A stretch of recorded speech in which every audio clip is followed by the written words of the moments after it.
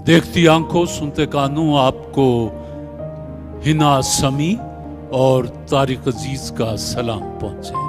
ਤਾਰਿਕ ਅਜ਼ੀਜ਼ ਉਹ ਨਾਂ ਨੇ ਜਿਨ੍ਹਾਂ ਨੂੰ ਪੂਰੀ ਦੁਨੀਆ ਜਾਣਦੀ ਹੈ ਔਰ ਇਸੇ ਤਰ੍ਹਾਂ ਇੰਡੀਅਨ ਸਿੱਖ ਉਹਨਾਂ ਨੂੰ ਕਿੰਨਾ ਪਿਆਰ ਕਰਦੇ ਸੀ।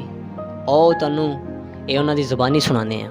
ਅਸੀਂ ਜੀ ਇੰਡੀਆ ਅੰਮ੍ਰਿਤਸਰ ਤੋਂ ਆਏ ਹਾਂ ਜੀ ਤੇ ਅਸੀਂ ਜਦੋਂ ਆਏ ਹਾਂ ਵਾਹਗਾ ਬਾਰਡਰ ਤੋਂ ਮਤਲਬ ਬਾਈ ਰੇਲ ਬਾਈ ਟ੍ਰੇਨ ਮਤਲਬ ਲਾਹੌਰ ਪਹਿਲਾਂ ਪਹੁੰਚੇ, ਫਿਰ ਉਸ ਤੋਂ ਬਾਅਦ ਅਸੀਂ ਆਪਣੇ ਪੰਜਾਬ ਸਾਹਿਬ ਹਸਨ ਬਦਾਲ ਆਏ। ਹਾਂਜੀ, ਜੋ ਤੁਹਾਡੇ ਪ੍ਰੋਗਰਾਮ ਆ ਮਤਲਬ ਟੈਲੀਵਿਜ਼ਨ ਚੈਨਲ ਦੇ ਜਿਸ ਤਰ੍ਹਾਂ ਦੇ PTV ਹੋਵੇ ਆ ਉਹ ਵੀ ਅਸੀਂ ਦੇਖਦੇ ਹਾਂ ਬੜੇ ਸ਼ੌਂਕ ਦੇ ਨਾਲ।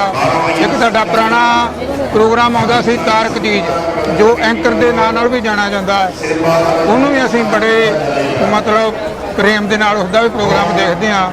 ਜੋ ਪਹਿਲਾਂ ਉਹਦਾ ਪ੍ਰੋਗਰਾਮ ਹੁੰਦਾ ਸੀ ਤਾਰਕ ਅਜ਼ੀਜ਼ ਅਤੇ ਉਸ ਤੋਂ ਬਾਅਦ ਹੁਣ ਬਜ਼ਮੇ ਯਾਨੀ ਕਿ ਤਾਰਕ ਅਜ਼ੀਜ਼ ਦਾ ਪ੍ਰੋਗਰਾਮ ਆ, ਉਹ ਵੀ ਅਸੀਂ ਬੜੇ ਸ਼ੌਂਕ ਨਾਲ ਹਾਲੇ ਵੀ ਦੇਖਦੇ ਹਾਂ। ਵੈਸੇ ਸਾਡਾ ਡਿਸ਼ ਤੇ ਨਹੀਂ ਚੱਲਦੀ, ਜੋ ਡਿਸ਼ ਆ ਉਹ ਸਾਨੂੰ ਲੋੜ ਨਹੀਂ ਗੀ, ਪਰ ਅਸੀਂ ਐਂਟੀਨੇ 'ਤੇ ਵੀ ਆਪਦਾ ਤੁਹਾਡੇ ਪ੍ਰੋਗਰਾਮ ਸਾਰੇ PTV ਹੁੰਦੇ ਵੇਖਦੇ ਹਾਂ।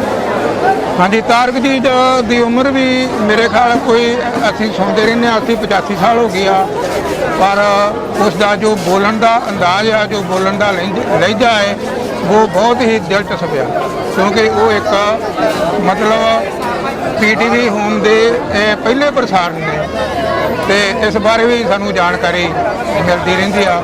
ਅਤੇ ਹੋਰ ਵੀ ਤੁਹਾਡੇ ਜਿਹੜੇ ਨਾਟਕ ਨੇ, ਡਰਾਮੇ, ਉਹ ਵੀ ਬਹੁਤ ਵਧੀਆ ਨੇ, ਜਿਸ ਤਰ੍ਹਾਂ ਕਿ ਰੈਂਬੋ ਜਾਨ ਰੈਂਬੋ, ਗੈਸਟ ਹਾਊਸ ਆ।